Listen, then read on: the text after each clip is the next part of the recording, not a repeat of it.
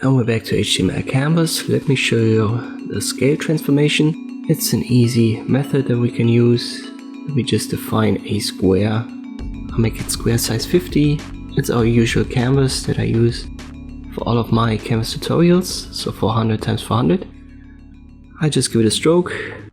Top left position, so 0, 0.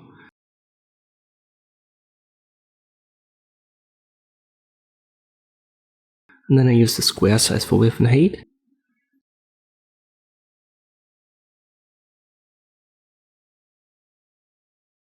And here we can see it now. I'll create a second one. So simply copy this code line.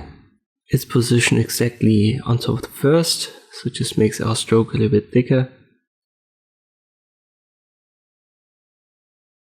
But now I'll place the scale in between. So I have to use my CDX yet again, add the scale, and then I make it 2, 2.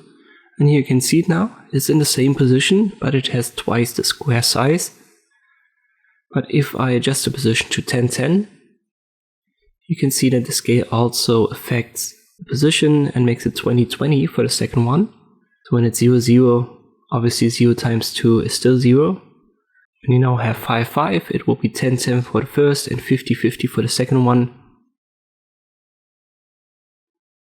And you can also see that the stroke gets scaled up as well. First value, so if I make this 2, 5, you can see the first one is the width and the second one is the height. So the width is scaled up 2 times, width 5 times, and if I inverse it, width is now 5 and height is 2.